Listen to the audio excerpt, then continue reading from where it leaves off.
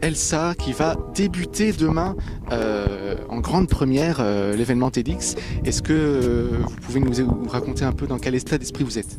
Je suis extrêmement tendue, vous imaginez, on est à une journée de l'échéance. En fait, c'est assez paradoxal parce que d'un côté je suis très tendue et de l'autre côté j'ai extrêmement hâte. Vous savez, un peu comme les enfants quand la neige arrive, quoi. Donc on sait que le moment va arriver et on a envie de se lancer sur scène et d'offrir ce cadeau aussi aux gens qui vont être là. Je vais parler de la vérité, de ma recherche de vérité. Donc c'est un gros sujet qui résonne en moi et je pense, j'espère, qui résonnera en chacune des personnes qui sera présente dans la salle. La première fois lors d'un TEDx? Ouais, bon, en même temps vous imaginez la préparation. Oui, c'est la première fois et j'étais extrêmement flattée et voilà, d'être sollicitée par l'organisation du TEDx. Après c'est quand même une machine de guerre, hein, le TEDx La Rochelle. Hein. On débarque pas comme ça, on est d'abord approché, après il y a une sélection qui se fait sur les vidéos, sur ce qu'on a envie aussi de raconter et puis après on part dans un week-end coaching assez intensif où on se met véritablement à nu. Il y a une maïotique qui se met en place pour qu'on puisse livrer le meilleur de nous-mêmes et puis adresser un message en fait à toutes les personnes qui seront présentes dans la salle. Vous dites que vous avez été approché, comment avez-vous été approché? Par en fait l'équipe de bénévoles du TEDx La Rochelle qui avait entendu parler de différentes opérations que j'avais pu faire, d'investissements personnels et d'engagement que je pouvais avoir par ailleurs. Et voilà, donc ils m'ont dit est-ce que ça vous intéresserait de participer au TEDx La Rochelle? Je ne vous cache pas que ça ne se refuse pas.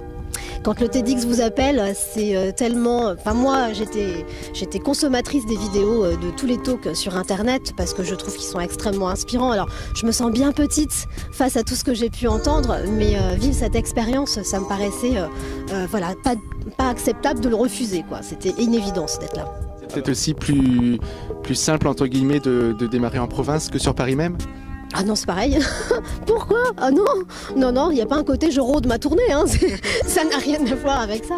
Ah non, vous savez, vous avez 400 personnes dans la salle, hein, que ce soit à Paris ou en province, je vous cache pas que c'est pareil, quoi. Donc non, moi au contraire, je suis extrêmement contente d'être dans ce cadre. Vous imaginez, la salle du Pertuis, elle est face à la mer. Enfin, à Paris, il n'y a pas la mer, hein. Donc je préfère largement aujourd'hui être ici et faire ce TED avec cette équipe qui vous embarque en fait. Voilà, on est comme dans une famille, on est en immersion complète, on prend soin de vous, vous êtes chouchoutés, on a été accueillis comme des rois.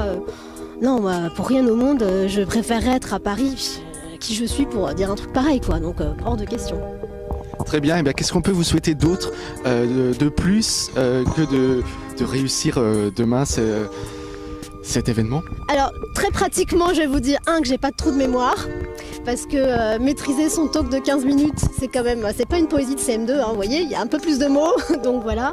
Et surtout que mon message parle, touche, et voilà, ça suffira largement. Si au moins il y a une personne en qui ça a résonné sur les 400 qui seront dans la salle demain, j'ai gagné mon TED en fait. Voilà. Très bien, bon courage. Merci. Et à bientôt. Là j'y vais du coup, hein, parce que là je flippe.